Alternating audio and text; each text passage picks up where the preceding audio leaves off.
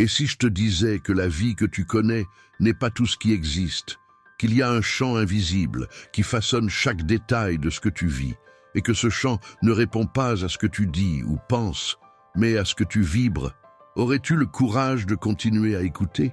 Si je te promettais qu'il existe un chemin réel, pas une théorie de développement personnel, pas une recette toute faite, mais une plongée viscérale en toi-même, capable de t'arracher à la torpeur, à la stagnation, à l'angoisse étouffante et à la pénurie qui se traîne comme un poison silencieux, aurais-tu le courage de le traverser?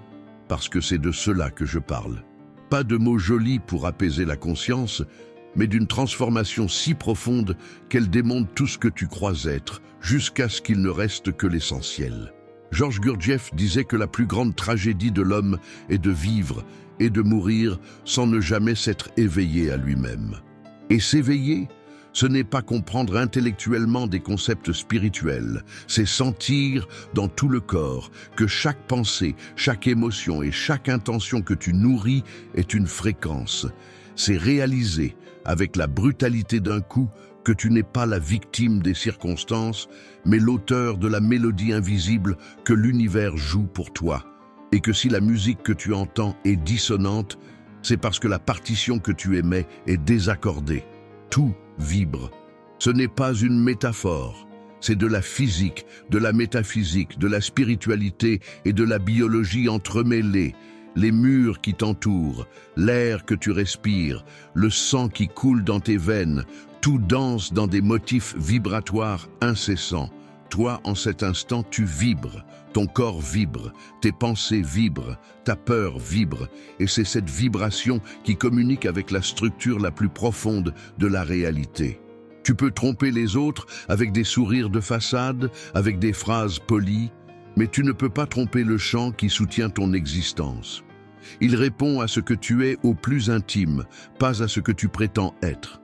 Combien de fois as-tu essayé de changer ta vie par la seule force de ton esprit, en accumulant des informations, en répétant des mantras, en établissant des listes d'objectifs, en croyant que, cette fois, tout serait différent?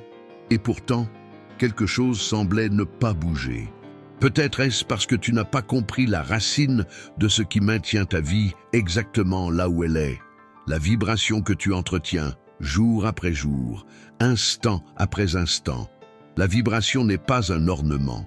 Ce n'est pas quelque chose qu'on ajoute après coup. C'est l'origine, c'est la cause. Tout le reste n'est qu'effet. Et il existe un secret que presque personne ne prend au sérieux, justement parce qu'il paraît trop simple. Il existe 3 forces capables d'élever ta fréquence immédiatement et de façon irréversible, si elles sont appliquées avec sincérité. Ce ne sont pas des inventions modernes, ni des modes spirituels passagères, elles sont aussi anciennes que le monde lui-même et aussi négligées qu'un trésor enterré dans le jardin. L'amour, le pardon, la gratitude. 3 mots tellement usés par un usage superficiel qu'ils en paraissent presque banals, mais qui, compris dans leur essence, cessent d'être des concepts pour devenir des clés alchimiques. Mais voici le problème, la plupart des gens ne savent pas les appliquer réellement. Ils confondent l'amour avec l'attachement, le pardon avec la soumission, la gratitude avec la politesse sociale. Ils transforment des forces cosmiques en gestes protocolaires. Et ce faisant, ils gaspillent l'opportunité d'accéder à des états vibratoires qui pourraient tout changer, dans le travail, les relations, la santé, le flux financier, la paix intérieure. Veux-tu sortir de la stagnation ? Rompre le cycle étouffant des mêmes douleurs, des mêmes erreurs, des mêmes pertes? Alors, prépare-toi, car le chemin ne sera pas confortable. Gurdjieff avertissait que le véritable travail sur soi exige de la friction, de l'inconfort, la sensation que le sol est arraché sous tes pieds. Car tant que tu t'accroches à l'ancien, au connu, au sûr, la vibration reste la même, et la vie aussi. L'amour, le pardon et la gratitude ne sont pas des ornements spirituels, ce sont des actes radicaux. C'est comme plonger dans des eaux profondes où le silence est si dense que tu peux entendre le son de ton propre sang circuler. Ce sont des outils pour démanteler l'illusion que la réalité est fixe, solide, immuable. car la réalité que tu perçois n'est rien d'autre que la traduction de la fréquence que tu es capable de maintenir. Change la fréquence et le monde changera sous tes yeux. Mais ne t'attends pas à ce que ce soit facile. Ne t'attends pas à ce que l'ego, cette structure intérieure que Gurdjieff voyait comme une prison nécessaire, mais qu'il faut dompter, laisse la transformation se produire sans résistance. Il cherchera à te retenir dans le territoire connu. Il te fera douter, tergiverser et remettre à plus tard. Il te soufflera que ça ne vaut pas la peine, que ça ne marche pas, que c'est ridicule. Et chaque fois que tu céderas, chaque fois que tu feras marche arrière, tu renforceras les barreaux qui te maintiennent endormi. Alors, avant de continuer, je te demande, veux-tu vraiment traverser? Es-tu prêt à affronter l'inconfort de voir qui tu es sans tes masques? Es-tu prêt à maintenir une vibration plus élevée, même lorsque tout autour de toi tente de t'entraîner vers le bas? Car c'est là le véritable test. Ce n'est pas vibrer haut quand la journée est ensoleillée, mais quand les nuages noirs s'amoncellent. Ce n'est pas garder la paix quand tout est calme, mais quand la tempête hurle à ta fenêtre. Si ta réponse est oui, s'il y a en toi ne serait-ce qu'une étincelle de courage pour commencer, alors accroche-toi, parce que nous allons descendre jusqu'à la racine de ce qui t'empêche de croître. Nous allons toucher les forces les plus primitives et en même temps les plus élevées de l'être humain. Nous allons parler d'amour, mais pas de l'amour que tu crois connaître, de celui qui soutient les univers. Et voici ma dernière question avant de continuer. Et si ce que tu as toujours appelé amour n'avait jamais été le véritable amour? Amour, un mot si souvent répété, tant de fois cité dans les chansons, les livres, les films, et pourtant si peu compris. Nous passons notre vie entière à le poursuivre, comme s'il s'agissait d'une pièce rare que quelqu'un à l'extérieur pourrait nous remettre. Et lorsque nous croyons l'avoir trouvé, il se révèle souvent fragile, conditionnel, plein d'exigences invisibles. Nous grandissons en pensant que l'amour est quelque chose que l'on reçoit de l'autre, quelque chose qu'il faut mériter, conquérir, faire approuver. Mais l'amour dont je parle ici n'a rien à voir avec cela. Ce n'est pas l'amour que les publicités vendent à la Saint-Valentin, ni celui qui dépend de la rapidité avec laquelle on répond à un message. L'amour qui élève la vibration est un état, pas une transaction. C'est un chant vivant, présent dans le tissu même de la réalité, soutenant tout l'univers. Je me souviens d'une femme de 58 ans, Hélène, qui m'a récemment écrit. Elle disait « J'ai vécu des décennies en croyant aimer, mais en réalité je quémandais de l'attention. Chacun de mes gestes était chargé de la peur de perdre, de la nécessité de prouver ma valeur. Je me façonnais pour entrer dans l'espace de l'autre. Quand j'ai compris que ce n'était pas de l'amour, mais du manque, c'est comme si un mur s'était effondré en moi. » Hélène avait connu 2 mariages, tous 2 terminés dans le silence et les rancunes non exprimées. En découvrant que le véritable amour ne réclame pas, n'enchaîne pas, n'étouffe pas, mais coule de l'intérieur vers l'extérieur, elle a commencé à reconstruire sa vie, seule, et pour la première fois en paix. L'amour, comme état vibratoire, ne dépend pas de la personne à vos côtés. Il ne demande pas d'approbation, n'exige pas de réciprocité. Il est comme le soleil qui brille pour tous, même pour ceux qui l'ignorent. Et pourtant, qu'avons-nous fait de cet amour ? Nous avons réduit sa grandeur à un échange émotionnel. Je t'aime si tu fais ceci. Je t'aime tant que tu ne me déçois pas. Nous avons transformé l'amour en contrat et, lorsque la clause est rompue, le lien se défait. Ce n'est pas de l'amour, c'est de la dépendance. C'est la peur déguisée en affection. Georges Gurdjieff disait que le véritable développement intérieur exige un effort conscient. Et aimer de façon inconditionnelle est peut-être l'un des plus grands efforts que nous puissions fournir. Car aimer ainsi, c'est renoncer au contrôle, c'est permettre à l'autre d'être tel qu'il est, sans chercher à le façonner à notre image. C'est un défi presque insupportable pour un ego habitué à tout mesurer en termes de gains et de pertes. Mais c'est précisément à ce moment que l'amour devient une force de transformation vibratoire, lorsqu'il cesse d'être une monnaie d'échange et devient l'expression naturelle de notre être. Pensez au travail. Combien de personnes se lèvent chaque jour, arborent leur meilleur visage et se traînent vers un emploi qu'elles détestent, portées uniquement par l'obligation ou la peur de manquer d'argent. La vibration qu'elles y mettent est faite de lourdeur, de résistance. Maintenant, imaginez quelqu'un qui accomplit la même fonction, mais avec présence, engagement et conscience que chaque acte fait partie de quelque chose de plus grand. Cette personne vibre autrement. Et l'univers répond à la vibration, non à la fonction. La prospérité n'est pas la récompense d'un effort mécanique, c'est la conséquence d'un état vibratoire aligné. Dans les relations, la différence est encore plus évidente. Celui qui aime de manière conditionnelle vit dans une tension constante, essayant de garder l'autre près de lui, craignant d'être abandonné. Et celui qui aime inconditionnellement, il aime avec lucidité, sans possessivité, sans se placer dans le rôle de victime. Cette personne ne demande pas à l'autre de combler ses vides intérieurs, elle s'en occupe elle-même. C'est comme s'occuper d'un jardin. Vous offrez de l'eau, de la lumière et de l'espace, mais vous ne forcez pas la plante à pousser au rythme que vous voulez. J'ai un ami, Paolo, aujourd'hui âgé de 63 ans, qui a passé sa vie à croire qu'aimer signifiait porter l'autre sur ses épaules. Après un divorce difficile et une période de solitude amère, il a compris qu'il avait toujours aimé avec peur. Peur de ne pas être suffisant, peur de rester seul, peur d'être oublié. Et c'est à ce moment-là que quelque chose a changé. Paolo a décidé d'expérimenter l'amour sans exigence. Il a commencé par de petits gestes, téléphoner à quelqu'un juste pour écouter, aider sans attendre de remerciements. Avec le temps, il a constaté que sa vie était plus légère. Non pas parce que les circonstances avaient changé, mais parce qu'il avait changé la qualité de l'énergie qu'il émettait. Le véritable amour ne contrôle pas, n'accuse pas, ne réclame pas. Il est comme une flamme qui réchauffe sans brûler, qui éclaire sans aveugler. Il ne dépend pas du décor, ni du retour. Et lorsque vous entrez dans cette fréquence, tout autour commence à se réorganiser. Au travail, des portes s'ouvrent. Dans les relations, les liens se renforcent ou se dissolvent naturellement, sans drame. Dans la santé, le corps réagit comme s'il pouvait enfin respirer. Mais aimer ainsi exige que vous vous voyiez comme partie de quelque chose de bien plus vaste. Cela signifie comprendre que l'amour n'est pas un bien rare à conserver, mais un courant infini qui vous traverse.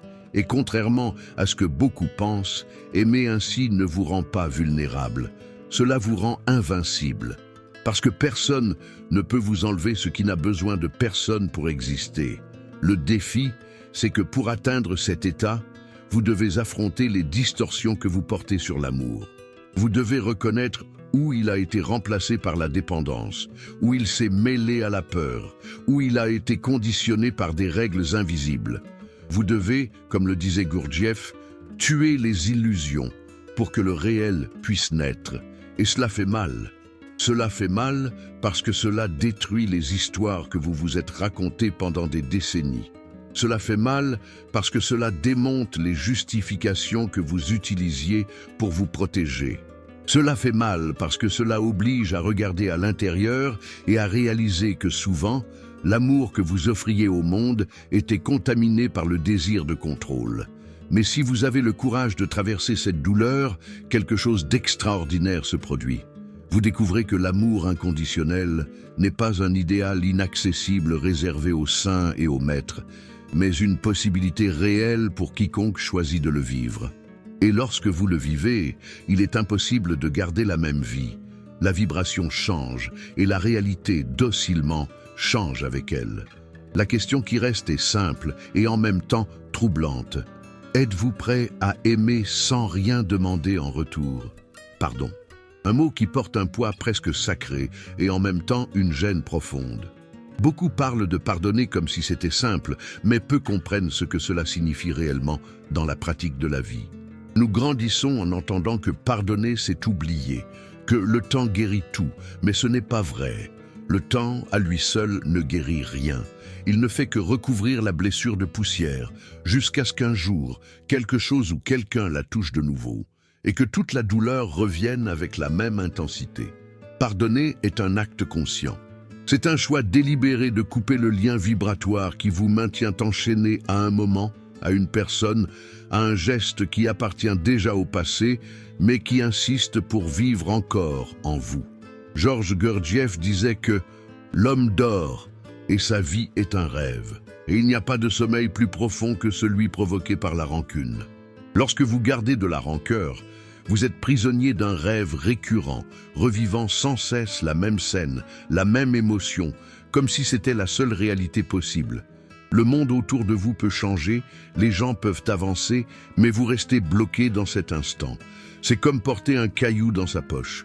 On finit par s'habituer au poids, mais il est toujours là, vous tirant vers le bas.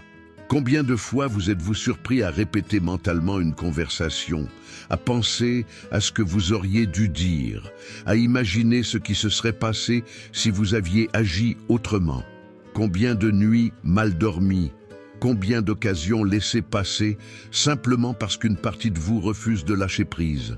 Et si je vous demandais maintenant quel est le réel bénéfice que vous retirez à rester accroché à cette douleur, pourriez-vous répondre honnêtement? Pardonner, ce n'est pas absoudre. Celui qui a fauté, ce n'est pas dire « ce n'est rien » alors que ça ne va pas. Ce n'est pas faire semblant que cela n'a pas eu lieu. C'est, en réalité, se libérer du champ vibratoire de cette expérience. C'est comme retirer un hameçon planté dans votre peau. Cela fait mal sur le moment, mais une fois ôté, la cicatrisation peut commencer. Pourtant, beaucoup préfèrent garder l'hameçon, car ils se sont habitués à la douleur. Ils se sont tellement identifiés à leurs blessures qu'ils ne savent plus qui ils seraient sans elles.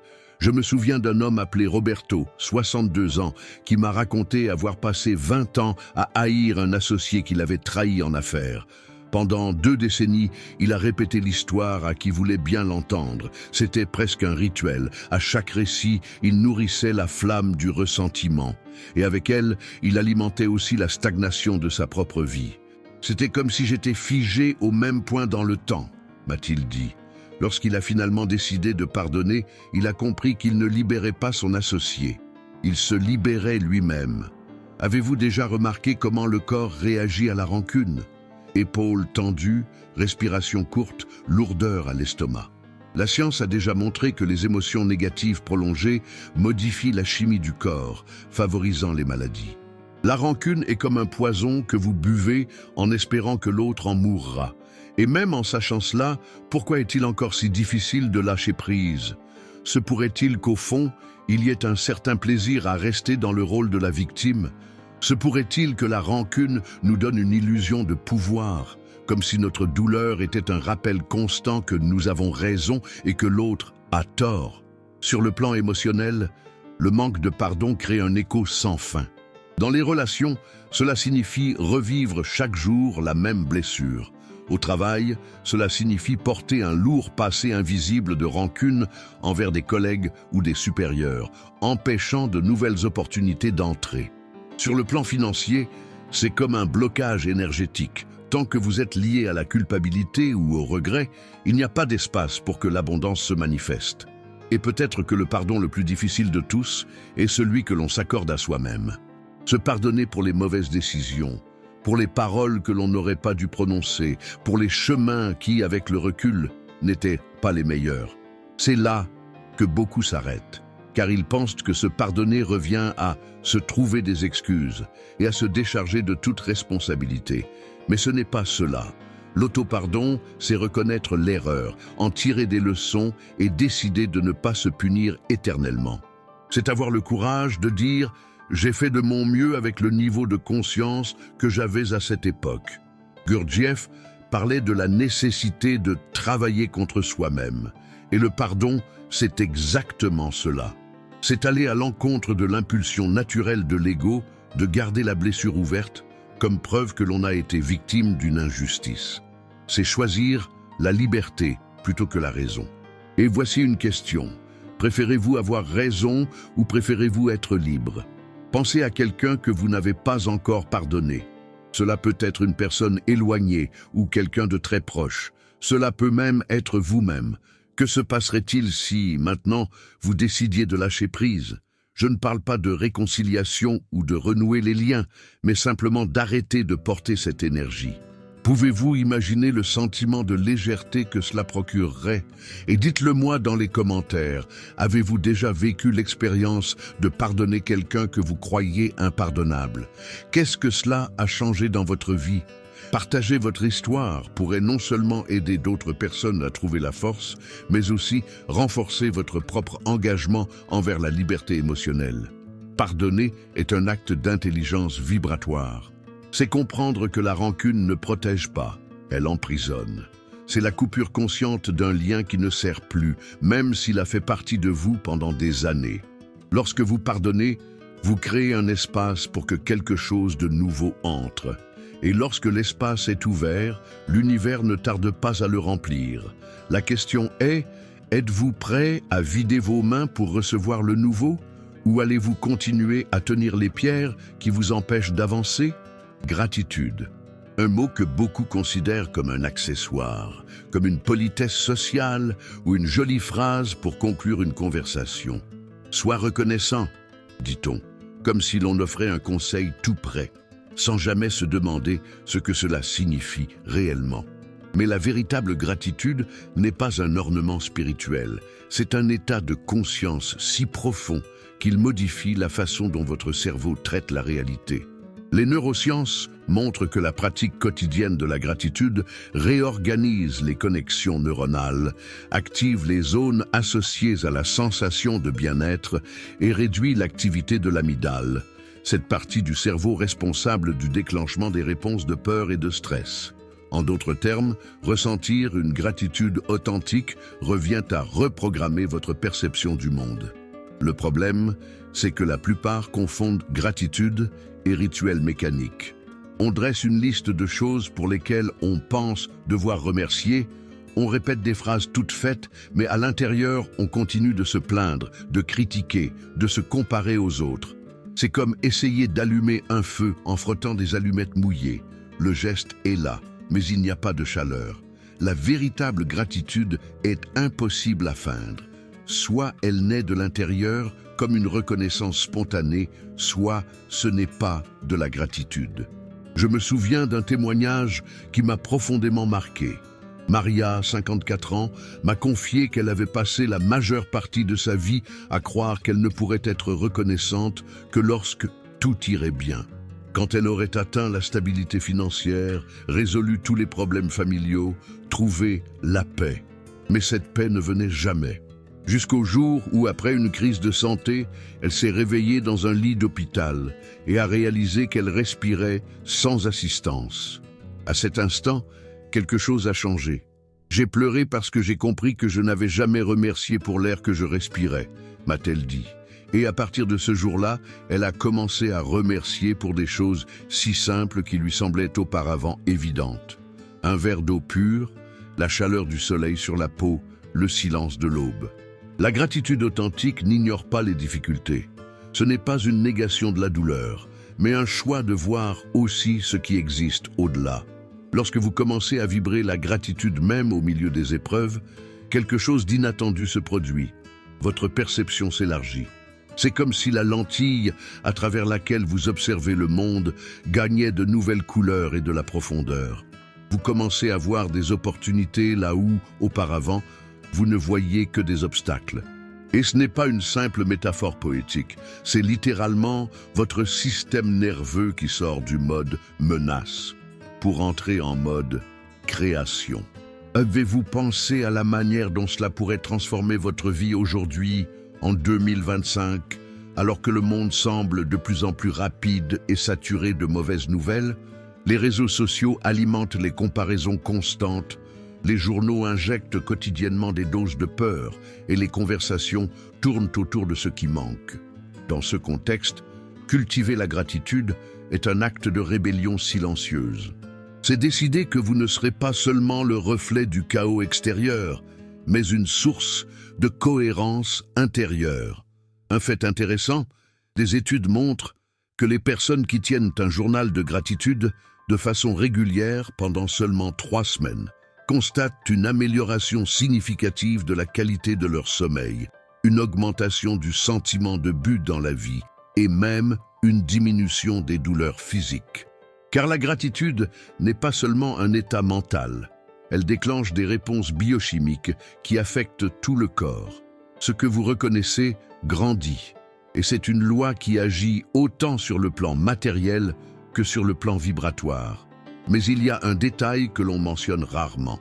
La gratitude sans amour devient résignation et la gratitude sans pardon devient froideur. C'est pourquoi ces trois forces, amour, pardon et gratitude, doivent marcher ensemble.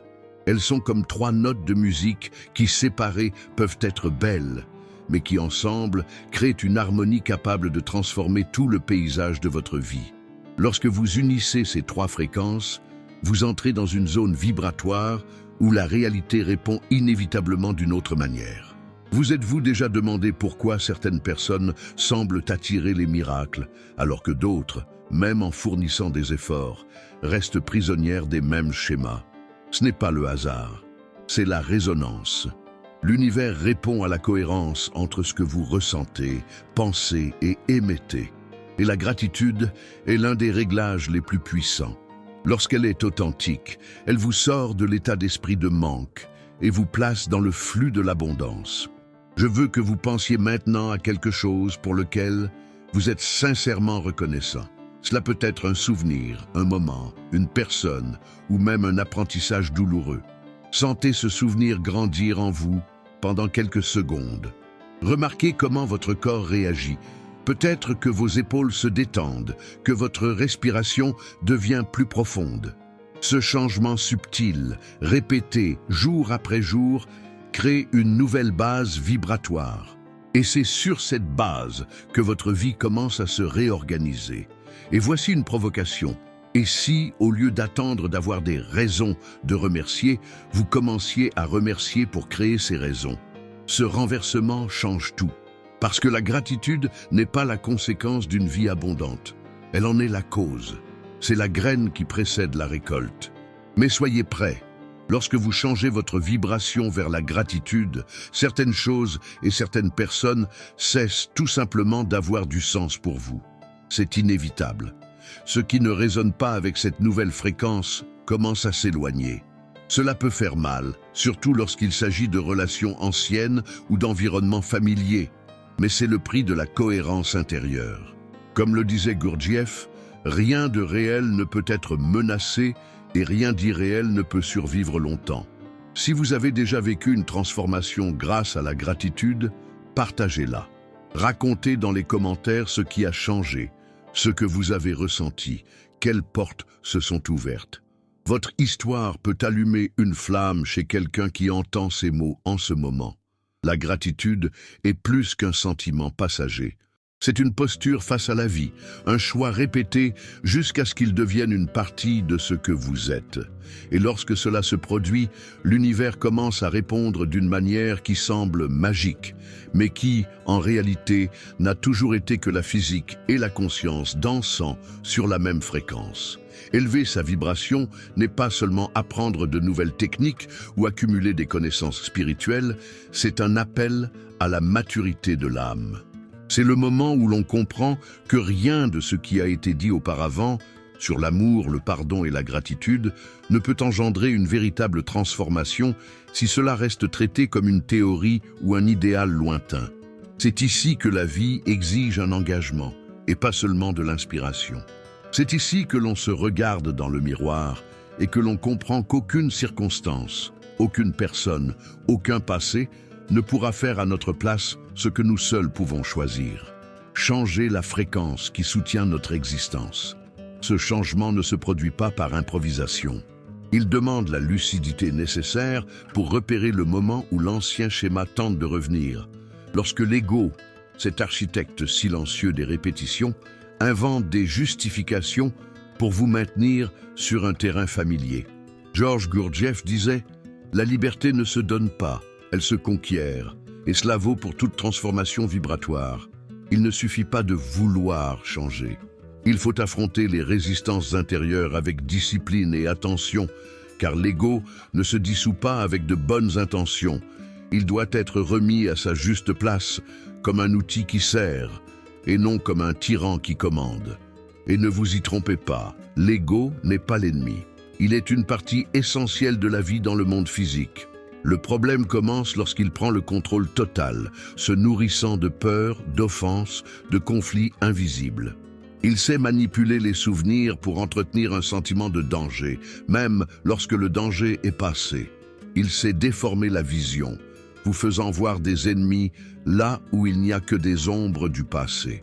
Lorsque vous commencez à élever votre vibration, l'ego sent qu'il perd du terrain et réagira de toutes ses forces. Sabotage, distraction, découragement soudain, voire crises qui paraissent des coïncidences, mais ne le sont pas. C'est pourquoi beaucoup interrompent le processus au moment même où ils devraient persévérer. Ils confondent l'inconfort avec un signe que quelque chose ne va pas, alors qu'en réalité, c'est la preuve que le terrain est en train de changer. Imaginez que vous êtes en train de replanter un jardin. Il faut arracher les anciennes racines, remuer la terre, exposer la base. Ce moment est chaotique, mais c'est là que la véritable transformation se produit. Sans passer par ce désordre initial, rien ne peut fleurir autrement. Avez-vous déjà remarqué que lorsque vous commencez à grandir, certaines relations changent ?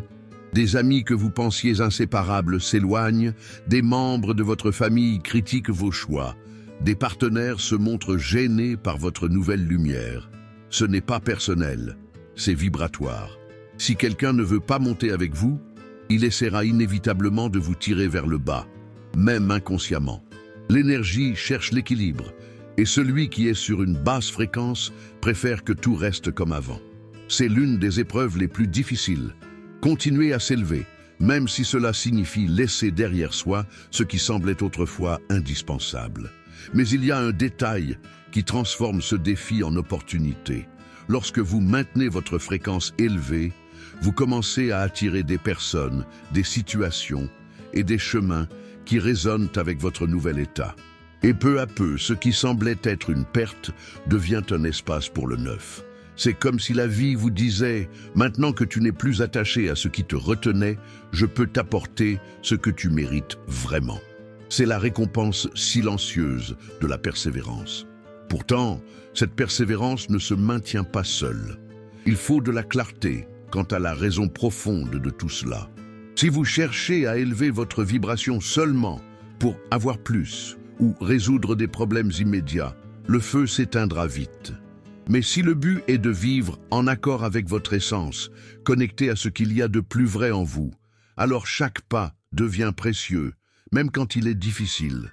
Rappelez-vous ceci, l'univers ne répond pas au discours, il répond à votre vibration constante. C'est cette vibration qui façonne votre expérience.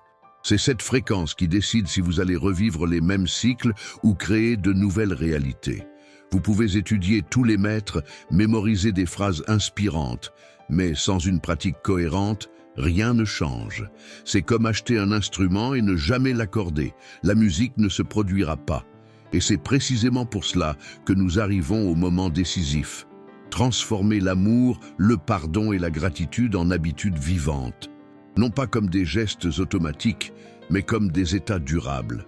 Cela demande une attention quotidienne, une présence à l'instant et la volonté d'agir même quand l'élan naturel serait d'abandonner. C'est choisir consciemment sa vibration le matin et la réaffirmer tout au long de la journée, sachant que chaque pensée et chaque émotion sont comme des notes dans la mélodie que vous composez pour votre vie. Maintenant, imaginez une version de vous-même dans un an, vivant pleinement cette vibration plus élevée, récoltant des fruits qui aujourd'hui semblent lointains. Comment serait-ce de se réveiller chaque jour avec l'esprit en paix, le corps léger et le cœur plein? Comment serait-ce de savoir que vous pouvez traverser n'importe quelle tempête sans perdre votre clarté et votre confiance? Cette version existe, mais elle ne peut se manifester que si vous commencez à agir maintenant avec intention et constance. Et c'est précisément ce que nous allons construire ensuite. Dans la prochaine étape, nous ne parlerons pas seulement d'idées, mais d'actions concrètes. Nous allons créer un plan pratique, spécifique et transformateur, afin que vous sachiez exactement comment intégrer l'amour, le pardon et la gratitude dans votre quotidien, de sorte que votre vibration non seulement s'élève, mais y reste. Le choix est devant vous. Rester dans le schéma connu ou franchir le portail vers la vie que vous avez toujours su que vous pouviez vivre. Nous en sommes arrivés au point où la théorie doit devenir une pratique vivante, où les mots prennent corps et marchent avec toi chaque jour. Jusqu'ici, nous avons parlé d'amour, de pardon et de gratitude comme de forces qui élèvent ta vibration et réécrivent la réalité que tu expérimentes. Maintenant, il est temps de transformer ces forces en actions concrètes, applicables, que tu puisses sentir dans ton quotidien.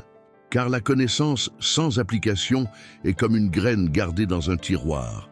Elle porte en elle le potentiel d'une forêt entière, mais ne touchera jamais la terre où elle pourrait germer. La première étape consiste à créer un rituel quotidien de choix vibratoire. Avant même de sortir du lit, respire profondément 3 fois en sentant l'air entrer et sortir avec une pleine présence. Demande-toi, quelle vibration ai-je envie de maintenir aujourd'hui? Choisis un mot qui sera ton encre. Cela peut être paix, confiance, clarté, amour. Répète mentalement ce mot comme si tu plantais une graine dans le champ invisible qui t'accompagnera tout au long de la journée. Cette pratique simple prépare ton système nerveux à rechercher naturellement des situations qui résonnent avec l'état choisi. La deuxième étape est de cultiver l'amour inconditionnel dans de petites actions.